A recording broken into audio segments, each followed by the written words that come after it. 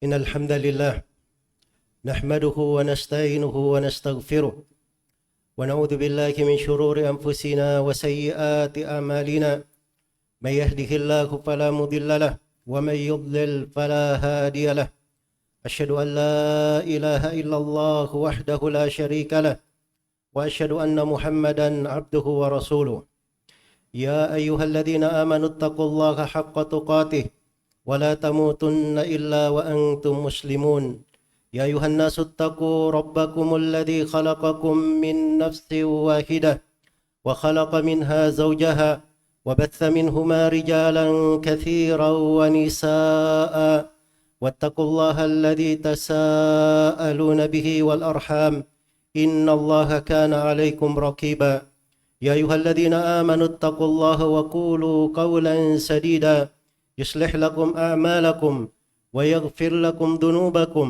ومن يطع الله ورسوله فقد فاز فوزا عظيما. أما بعد فإن أصدق الحديث كتاب الله وخير الهدي هدي محمد صلى الله عليه وسلم وشر الأمور محدثاتها فإن كل محدثة بدعة وكل بدعة ضلالة وكل ضلالة في النار. Ma'asyiral muslimin, jemaah Jumat rahimani wa rahimakumullah. Di akhir hari Senin pada tanggal 12 Rabiul Awal di tahun 11 Hijriah terjadi musibah yang terbesar yang menimpa umat ini. Itulah musibah meninggalnya Rasulullah sallallahu alaihi wasallam. Kata Anas bin Malik radhiyallahu taala anhu, ketika Rasulullah sallallahu alaihi wasallam mendatangi kota Madinah, adha'a minal madinati kullu syai', maka seluruh dari penjuru kota Madinah itu menjadi terang.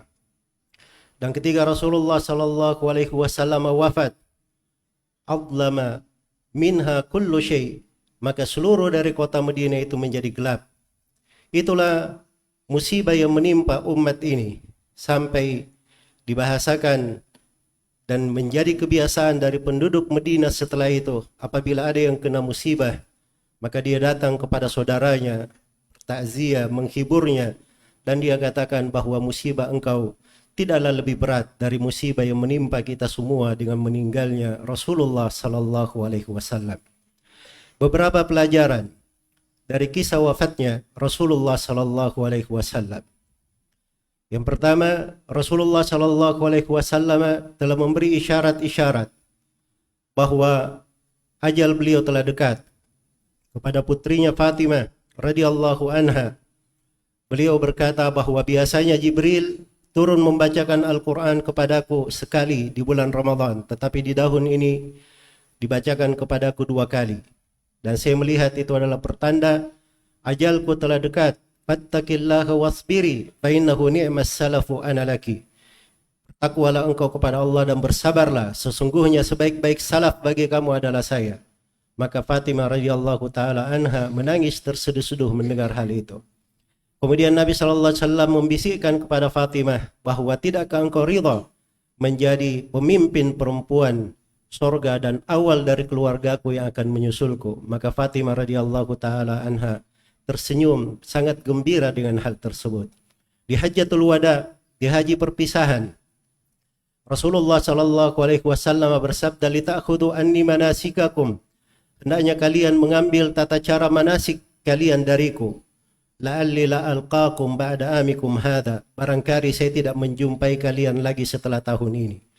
Dan di Hajjatul Wada juga di hari-hari tasyrik turun kepada Rasulullah sallallahu alaihi wasallam surah yang agung, idza jaa nasrullahi wal fath wa ra'aitan nasa yadkhuluna fi dinillahi afwaja fasabbih bihamdi rabbika wastaghfir innahu kana tawwaba.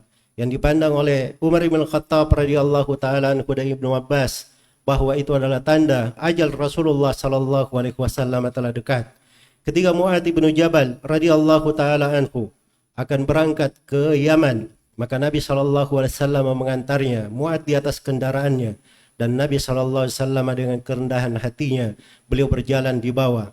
Kemudian beliau berkata, "Ya Mu'adz, asa alla talqani ba'da hami hada." Wahai Mu'adz, barangkali engkau tidak akan menjumpai lagi saya setelah tahun ini. Wa la'allaka an tamurra bi masjidi hada wa qabri, dan barangkali engkau nanti akan melewati masjidku ini dan akan melewati kuburanku. Maka Mu'adz bin Jabal radhiyallahu taala anhu menangis dengan sangat sedihnya akan perpisahan dengan Rasulullah sallallahu alaihi wasallam. Kemudian Nabi sallallahu alaihi wasallam menghiburnya dan berkata kepadanya, dan ini adalah hiburan untuk setiap umat, inna awlan nasi bi al-muttaqun man kanu wa haitsu kanu. Sesungguhnya manusia yang paling berhak terhadap saya adalah orang-orang yang bertakwa dimanapun mereka berada, dan dimanapun siapapun mereka dan dimanapun mereka berada. Karena itu dari wasiat Nabi sallallahu alaihi wasallam di dalam riwayat Ahmad, Abu Dawud dan Tirmidzi dari Irbad ibn Sariyah radhiyallahu taala anhu, beliau berkata, wa'adana Rasulullah sallallahu alaihi wasallam mau'izatan baligha. Sungguhnya Rasulullah sallallahu alaihi wasallam menasihati kami dengan nasihat yang sangat mendalam, wajilat minhal qulub wa darafat minhal uyun, yang menggetarkan hati-hati dan membuat air mata berlinang. Faqulna ya Rasulullah ka'annaha mau'izatu muwaddi'in fausina. Maka kami berkata, ya Rasulullah, seakan-akan itu adalah nasihat perpisahan, maka berwasiatlah kepada kami. Maka Rasulullah sallallahu alaihi wasallam bersabda, alaikum bitaqwallah was-sam'i wat-ta'ah, wa in ta'ammara alaikum 'abdun habashi fa innahu may ya'ish minkum fasayara ikhtilafan katsira فعليكم بسنتي وسنة الخلفاء الراشدين المهديين من بعدي عضوا عليها بالنواجذ وإياكم ومحدثات الأمور فإن كل محدثة بدعة. Kata beliau sallallahu alaihi wasallam, hendaknya kalian bertakwa kepada Allah, mendengar dan taat kepada pemimpin, walaupun yang memimpin kalian adalah seorang budak Habasyi. Sesungguhnya barang siapa di antara kalian yang hidup setelahku, maka dia akan melihat perselisihan yang banyak. Maka hendaknya kalian berpegang dengan sunnahku dan sunnah para khulafa ar-rasyidin yang mendapat petunjuk setelahku. Gigitlah sunnah tersebut dengan gigi geraham kalian, dan hati-hati kalian dari segala perkara baru, karena setiap bid'ah itu adalah kesesatan. 5 hari sebelum Rasulullah sallallahu alaihi wasallam meninggal, kata Jundub bin Abdullah sebagaimana di dalam riwayat Muslim, sami'tu Rasulullah sallallahu alaihi wasallam qabla yamut bi khamsin. Saya mendengar Nabi sallallahu alaihi wasallam bersabda 5 malam sebelum beliau meninggal. Beliau sebutkan beberapa pesan Nabi sallallahu alaihi wasallam, dan di antaranya, ala wa inna man kana qablakum yattakhiduna qubur anbiya'ihim wa salihihim masajid. Ketahuilah bahwa orang-orang sebelum kalian telah menjadikan kuburan para nabi dan orang-orang salih mereka sebagai masjid-masjid. Ala fala tattakhidul qubur masajid. Ketahuilah, ingatlah, jangan kalian menjadikan kuburan-kuburan itu sebagai masjid-masjid. Inni anhaakum an dzalik. Sesungguhnya saya melarang kalian dari hal tersebut. Dan di hari kematian mendatangi beliau, Aisyah dan Ibnu Abbas radhiyallahu anhuma menghikayatkan bahwa Nabi sallallahu alaihi wasallam apabila telah dirundung oleh kesusahan, beliau menutup wajahnya, kemudian beliau membukanya. Lalu beliau berkata, la'natullahi 'alal yahudi wan nasara ittakhadhu qubur anbiya'ihim masajid. Semoga laknat Allah senantiasa menimpai orang-orang Yahudi dan Nasara, karena mereka menjadikan kuburan nabinya sebagai masjid-masjid. Yuhadzir mimma sana'u. Nabi sallallahu alaihi wasallam memperingatkan tentang bahaya dari perbuatan orang-orang Yahudi dan Nasara tersebut. Itulah Nabi kita, Nabi Muhammad sallallahu alaihi wasallam. Orang yang paling belas kasih dan paling merahmati umat ini, sangat menyayanginya, dan kesyirikan itu adalah hal yang bisa menghancurkan dari dunia dan akhirat mereka. Karena itu diingatkan oleh Nabi sallallahu alaihi wasallam tentang bahayanya. Dan itulah dakwah dan misi beliau diutus di atas muka bumi ini, untuk memperingatkan kepada manusia agar supaya beribadah hanya kepada Allah Subhanahu wa taala dan meninggalkan segala bentuk kesyirikan. Ketika Rasulullah sallallahu alaihi wasallam didatangi oleh kematian, Aisyah radhiyallahu taala anha menghikayatkan bahwa Nabi sallallahu alaihi wasallam ketika di kondisi berat itu, beliau memasukkan tangannya, beliau pingsan, lalu ketika beliau sadar, beliau memasukkan tangannya ke air, kemudian mengusapkan ke wajahnya, lalu beliau berkata, la ilaha illallah, Inna lil mauti sakarat. La ilaha illallah. Sesungguhnya kematian itu adalah kesusahan di atas kesusahan. Dan ketika dilihat oleh putrinya Fatimah radhiyallahu taala anha, beliau berkata, wa karba abah, wahai betapa berat penderitaan ayahku. Maka Rasulullah sallallahu alaihi wasallam bersabda, laisa ala abika karbun ba'da hada. Sesungguhnya tidak ada lagi kesusahan terhadap ayahmu setelah hari ini. Itulah kematian, setiap orang akan merasakannya. Kullu nafsin da'iqatul maut, thumma ilaina turja'un. Setiap orang akan merasakan kematian dan setiap dari kalian akan kembali kepada kami.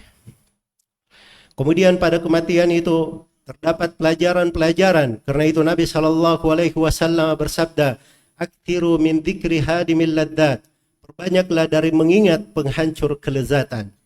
Ketika Rasulullah sallallahu alaihi wasallam dihadiri oleh ajalnya, ruhnya akan keluar, maka diberi pilihan terhadap beliau. Karena saat beliau sakit, beliau sallallahu alaihi wasallam pernah bersabda, "Ma min nabiyyin yamrat illa khuyyira bainad dunya wal akhirah."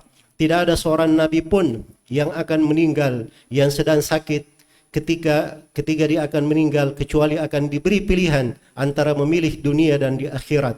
Maka ketika Nabi sallallahu alaihi wasallam di kondisi sakitnya, biasanya apabila ada yang sakit, beliau mendoakan dan sembuh, yaitu beliau doakan adhibil ba's rabban nas washfi anta syafi la shifaa illa shifaa'uk shifaan la yughadiru saqama. Begitu Aisyah radhiyallahu taala anha ingin membacakan doa itu terhadap Nabi sallallahu alaihi wasallam, maka beliau menarik tangannya dan beliau tidak menginginkannya. Kemudian Nabi sallallahu alaihi wasallam berkata, Allahumma gfirli warhamni Allahumma rafiqal a'la. Ya Allah, ampunilah saya, ya Allah rahmatilah saya, ya Allah saya memilih ar-rafiqal a'la. Itulah pilihan Nabi sallallahu alaihi wasallam di tempat yang tertinggi. Karena itu suatu hari sebelum meninggal, Nabi sallallahu alaihi wasallam pernah berkata kepada para sahabatnya, abdun khuyyira ma bainad dunya wa ma baina indallah tara ma indallah. Ada seorang hamba yang diberi pilihan antara dunia dan antara apa yang berada di sisi Allah. Kemudian hamba ini memilih apa yang ada di sisi Allah. Mendengar hal tersebut, Abu Bakar As-Siddiq radhiyallahu taala anhu menangis dengan sangat tersedihnya karena beliau tahu bahwa itu adalah pernyataan dari Nabi, ajal beliau telah dekat dan Nabi sallallahu alaihi wasallam memilih apa yang di sisi Allah Subhanahu wa taala. Itulah keimanan. Apabila seorang itu benar kecintaannya kepada Allah, cinta itu membawa kepada kerinduan dan kerinduan itu akan membuatnya lupa dunia itu tidak berharga dibanding apa yang berada di sisi Allah Subhanahu wa taala. Ketika ajal Rasulullah sallallahu alaihi wasallam atau Rasulullah sallallahu alaihi wasallam telah wafat, Fatimah radhiyallahu taala anha berkata, "Ya abata, ajaba rabban da'a, ya abata, man jannatul firdausi ma'wa, ya abata ila Jibril nan'ah." Wahai ayahku, dia menjawab, Rabbnya yang memanggilnya. Wahai ayahku, sorga Firdaus adalah tempat tinggalnya. Wahai ayahku, kepada Jibril kami menyampaikan berita duka kematiannya. Kemudian tatkala para sahabat Rasulullah sallallahu alaihi wasallam menguburkan Nabi sallallahu alaihi wasallam, maka Fatimah radhiyallahu taala anha berkata, "Ya Anas, wahai Anas, ataba anfusukum an tahthu ala Rasulillah sallallahu alaihi wasallam at-turab." Apakah diri-diri kalian tega untuk menyiramkan tanah di atas tubuh Rasulullah sallallahu alaihi wasallam? Tetapi kematian adalah ketentuan atas setiap insan. Dan itu adalah keputusan yang harus diterima. Karena itulah para sahabat Rasulullah sallallahu alaihi wasallam kadang berucap di lisan mereka sesuatu yang wajar dari lumrah, dari tabiat manusia, tetapi diri-diri mereka adalah orang-orang yang tunduk kepada ketentuan dan takdir Allah Subhanahu wa taala. Wa ma ja'alna li basyarin min qablikal khuld afa imitta fahumul khalidun. Kami tidak pernah menjadikan seorang manusia pun ada yang kekal sebelum engkau Nabi Muhammad. Apakah kalau engkau meninggal mereka akan kekal? Dan Allah Subhanahu wa taala berfirman, innaka mayyitun wa innahum mayyitun thumma ilaina turja'un. Sesungguhnya engkau adalah mati, engkau akan meninggal wahai Nabi Muhammad, dan mereka juga akan meninggal. Thumma innakum ila rabbikum takhtasimun, kemudian kalian semua akan menyelesaikan perselisihan kalian di sisi Allah Subhanahu wa taala. Ketika Rasulullah sallallahu alaihi wasallam meninggal, maka Umar bin Khattab radhiyallahu taala anhu berkata kepada manusia di atas mimbar, sesungguhnya Nabi Muhammad hanyalah pingsan sebagaimana Nabi Musa alaihi salam pingsan, kemudian dikembalikan lagi ruhnya kepadanya. Siapa yang berkata bahwa Nabi Muhammad sallallahu alaihi wasallam telah meninggal, saya akan penggal lehernya. Maka datanglah Abu Bakar As-Siddiq radhiyallahu taala anhu, kemudian melihat kepada Rasulullah sallallahu alaihi wasallam, lalu melihat, menyingkap wajahnya, kemudian mencium kening beliau. Lalu Abu Bakar As-Siddiq radhiyallahu taala anhu keluar dan berkata kepada manusia, "Man kana ya'budu Muhammadan fa inna Muhammadan qad mat, wa man kana ya'budu Allah fa inna Allah hayyul la yamut."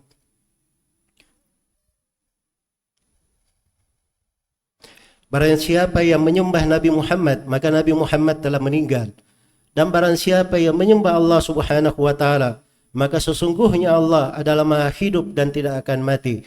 Kemudian Abu Bakar As-Siddiq radhiyallahu taala anhu membaca ayat, "Wa ma kana Muhammadun illa rasulun qad khalat min qablihi ar-rusul, afa imma aw qutilan qalabatum ala aqabikum." Tidaklah Nabi Muhammad itu kecuali seorang rasul dari para rasul yang telah berlalu. Apabila beliau meninggal atau terbunuh, apakah kalian akan mundur ke belakang kalian? Seakan-akan mereka tidak pernah mendengarkan dari ayat tersebut. Kemudian para sahabat Rasulullah sallallahu alaihi wasallam menguburkan Nabi sallallahu alaihi wasallam. Maka itulah sepenggal dari kehidupan Nabi sallallahu alaihi wasallam di akhir hayatnya, bagaimana ajal itu datang kepadanya. Dan ini adalah pelajaran yang sangat berharga di tengah umat ini, bahwa kematian telah menimpa manusia yang terbaik yang pernah menginjakkan kakinya di atas muka bumi ini. Telah menimpa wali Allah yang paling disayangi oleh Allah Subhanahu wa taala. Maka kematian itu pula akan menimpa seluruh dari manusia. Aina ma takunu yudrikkumul maut walau kuntum fi burujim musyayyada. Dimanapun kalian berada, kalian akan ditimpa oleh kematian walaupun kalian berada di benteng yang sangat kokoh. Allah Subhanahu wa taala berfirman, "Likulli ummatin ajal, fa idza jaa ajaluhum fala yastakhiruna sa'atan wa la yastaqdimun." Setiap umat itu ada ajalnya. Apabila ajal itu telah datang, tidak bisa dikedepankan dan tidak bisa pula diakhirkan. Dan Nabi Muhammad sallallahu alaihi wasallam meninggalkan umat ini dalam keadaan agama mereka telah sempurna. Telah turun kepada beliau firman Allah Subhanahu wa taala, "Al-yawma akmaltu lakum dinakum wa atmamtu alaikum ni'mati wa raditu lakumul Islam madina." Telah kusempurnakan agama kalian untuk kalian dan telah kucukupkan nikmatku atas kalian dan telah kuridai Islam sebagai agama kalian. Dan dia pula Nabi Muhammad sallallahu alaihi wasallam yang bersabda, "Laqad taraktukum 'alal bayda lailuha kanahariha la yazigu anha ba'di illa halik." Sungguh aku telah meninggalkan kalian di atas sebuah petunjuk yang putih, malamnya sama dengan siangnya, tidak ada yang menyimpang darinya kecuali dia binasa. Semoga Allah Subhanahu wa taala menjadikan kesempurnaan dari agama ini sebagai hal yang menjadi keberkahan untuk kita semua di dalam kehidupan. Aqulu ma tasma'un, barakallahu li wa lakum fil Qur'ani was sunnah wa nafa'ani wa iyyakum bima fihi minal ayati wal hikmah wa taqabbalallahu minni wa minkum tilawatahuma innahu huwas samiul alim.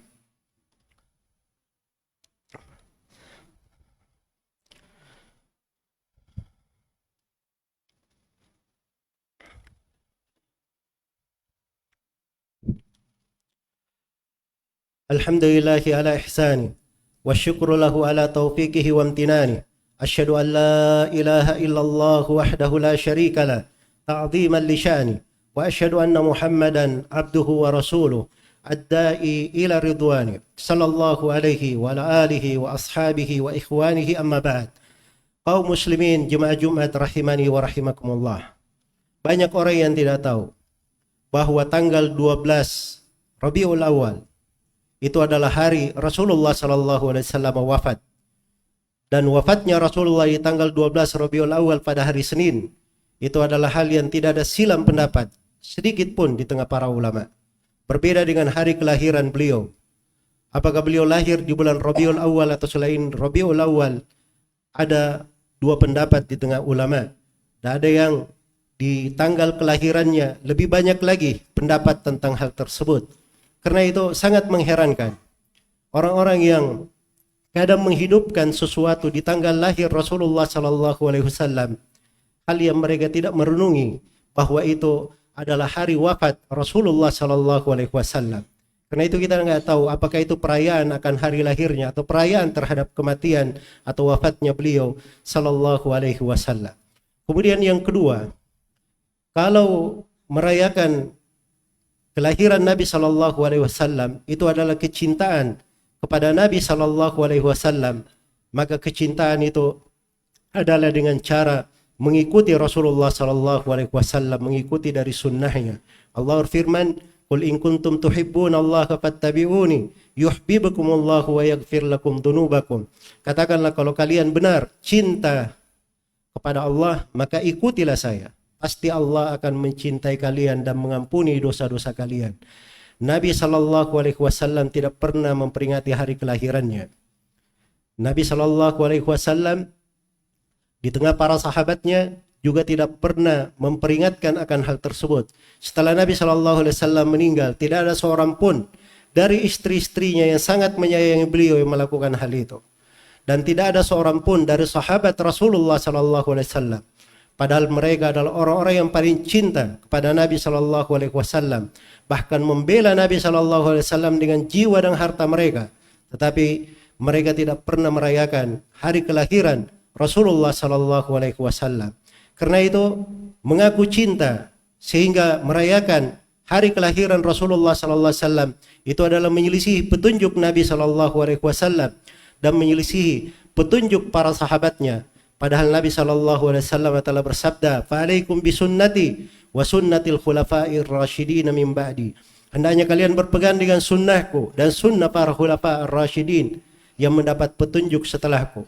Dan lebih daripada itu, maulid ini tidak pernah dilakukan oleh para tabi'in, murid-murid sahabat, dan tidak pernah pula dilakukan oleh tabi'ut tabi'in. Disepakati di 3 generasi pertama di umat ini, tidak ada yang pernah melakukannya. Tidakkah lebih indah di atas petunjuk mereka? Apalagi Nabi SAW bersabda, "Khairun nasi qarni, thumma alladhina yalunahum, thumma alladhina yalunahum." Sebaik-baik manusia adalah generasiku, kemudian generasi setelahnya, kemudian generasi setelahnya. Dan itu tidak melakukannya, tidak terjadinya di 3 generasi sahabat, di 3 generasi terbaik. Padahal mereka cinta kepada Nabi SAW dan tidak ada sebab, tidak ada hal yang bisa menghalanginya. Maka itu adalah bentuk dari kesepakatan di 3 generasi yang harusnya kita ikuti. Dan Allah Subhanahu wa taala telah mengingatkan, "Wa may yushaqiqir rasula min ba'di ma tabayyana lahul huda wa yattabi' ghaira sabilil mu'minin nuwallihi ma tawalla wa nuslihi jahannam wa sa'at masira." Barang siapa yang menyelisihi Rasulullah SAW dan mengikuti selain dari jalan kaum mukminin, kami akan biarkan dia larut di dalam kesesatannya dan kami akan memasukkannya ke dalam neraka jahanam. Dan itu adalah seburuk-buruk tempat kembali. Karena itulah sebaik-baik petunjuk adalah petunjuk Nabi SAW, dan kecintaan kepada beliau SAW adalah dengan mengikuti agamanya, beramal dengan syariatnya, dan selalu melakukan apa yang diperintah oleh Allah dan Rasulnya, meninggalkan apa yang dilarang oleh Allah dan Rasulnya. Semoga Allah Subhanahu wa taala mengumpulkan kita semua bersama Nabi Muhammad SAW dan para sahabatnya di surga Allah yang penuh dengan kemuliaan dan kenikmatan. Innahu waliyyu dzalika wal qadiru alaih. Tsumma i'lamu rahimakumullah, innallaha amarakum bi amrin bada bihi bi nafsihi wa thanna bi malaikatihi al-musabbihati bi qudsi faqala jalla min qail innallaha wa malaikatahu yusalluna 'alan nabi يا أيها الذين آمنوا صلوا عليه وسلموا تسليما اللهم صل وسلم على رسولك ونبيك محمد وارض اللهم عن خلفائه الراشدين أبي بكر وعمر وعثمان وعلي وعن الصحابة أجمعين وأن معهم بفضلك وجودك وإحسانك يا أرحم الراحمين يا أكرم الأكرمين اللهم اغفر للمسلمين والمسلمات والمؤمنين والمؤمنات الأحياء منهم والأموات إنك سميع قريب مجيب الدعوات ويا قاضي الحاجات اللهم آت نفوسنا تقواها وزكها أنت خير من زكاها أنت وليها ومولاها اللهم إنا خلق من خلقك ناصيتنا بيدك اللهم اسقنا اللهم اسقنا اللهم اسقنا اللهم اسقنا اللهم اسقنا اللهم اسقنا اللهم اسق عبادك وبلادك وبهائمك وانشر رحمتك ولا تجعلنا من القانطين اللهم اسقنا غيثا مغيثا مريئا هنيئا مريئا آجلا غير آجل نافعا غير ضار برحمتك يا أرحم الراحمين ربنا ظلمنا أنفسنا وإن لم تغفر لنا وترحمنا لنكونن من الخاسرين ربنا اغفر لنا ولإخواننا الذين سبقونا بالإيمان ولا تجعل في قلوبنا غلا للذين آمنوا ربنا إنك رؤوف رحيم ربنا آتنا في الدنيا حسنة وفي الآخرة حسنة وقنا عذاب النار عباد الله إن الله يأمر بالعدل والإحسان وإيتاء ذي القربى وينهى عن الفحشاء والمنكر والبغي يعظكم لعلكم تذكرون فاذكروا الله العظيم الجليل يذكركم واشكروه على نعمه يزدكم ولذكر الله أكبر والله يعلم ما تصنعون الله أكبر الله أكبر أشهد أن لا إله إلا الله أشهد أن محمد رسول الله حي على الصلاة حي على الفلاح قد قامت الصلاة قد قامت الصلاة الله